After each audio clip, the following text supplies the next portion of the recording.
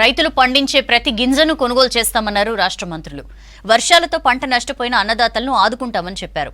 రైతులకు అన్యాయం చేస్తే రైస్ మిల్స్ ను సీజ్ చేస్తామని హెచ్చరించారు మంత్రి కోమటిరెడ్డి. మరోవైపు ఎన్నికల షెడ్యూల్ రావడంతో సెక్రటేరియట్కు ఎన్నికల కోడ్ ఎఫెక్ట్ పడింది.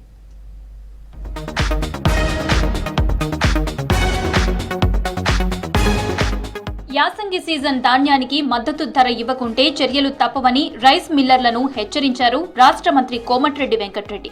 రైతులకు అన్యాయం చేస్తే మిల్లులను సీజ్ చేస్తామన్నారు. పంట నష్టపోయిన రైతులను ప్రభుత్వం ఆదుకుంటుందని తెలిపారు. నల్గొండ జిల్లా మిర్యాలగూడలో పర్యటించిన మంత్రి కోమటిరెడ్డిని కలిశారు రైతులు. ధాన్యానికి గిట్టుబాటు రేటు రావడం లేదని వివరించారు. దీంతో మిల్లర్లతో అక్కడే ఫోన్లో మాట్లాడిన మంత్రి క్వింటాకు 3,000 రేటు ఇవ్వాలని ఆదేశించారు. అవసరమైతే ప్రభుత్వమే నేరుగా రైతుల నుంచి ధాన్యం కొంటుందని తెలిపారు.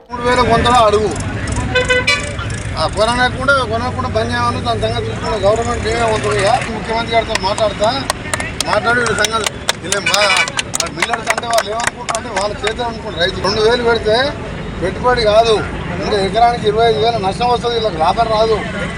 సన్న బియ్యానికి ఎంత పెట్టుబడి పడుతుంది, ఎకరానికి ఎన్ని క్వింటాలు పడుతుంది, వాళ్ళకేమో 50 రూపాయల కిలో బియ్యం అమ్ముకుంటారు. 100 మంది రైస్ మిల్ల గురించి లక్షల మంది రైతులని రాష్ట్ర ప్రభుత్వం అమలు చేస్తున్న మహాలక్ష్మి పథకంతో ఇప్పటి వరకు 30 కోట్ల మంది మహిళలు ఫ్రీ బస్ జర్నీ చేశారన్నారు మంత్రి పొన్నం ప్రభాకర్.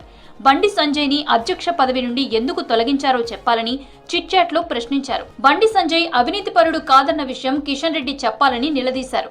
గంగుల కమలాకర్, బండి సంజయ్ ఇద్దరు లోపాయికారంగా మిత్రులని ఆరోపించారు. కాంగ్రెస్ తో కరువు వచ్చిందని కొందరు అవగాహన లేకుండా మాట్లాడుతున్నారని మండిపడ్డారు పొన్నం.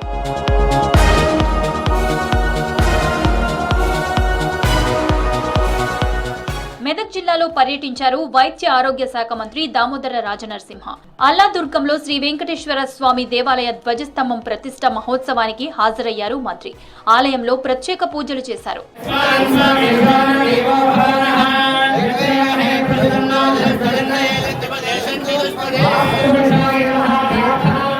సీఎం రేవంత్ రెడ్డిని కలిశారు. Fisheries cooperative society federation chairman మెట్టు సాయి కుమార్ తనకు పదవి ఇచ్చినందుకు సీఎంకు కృతజ్ఞతలు తెలిపారు. సామాన్య కార్యకర్తగా ఉన్న తనకు కార్పొరేషన్ చైర్మన్ పదవి ఇవ్వడంపై సంతోషం వ్యక్తం చేశారు మెట్టు సాయి.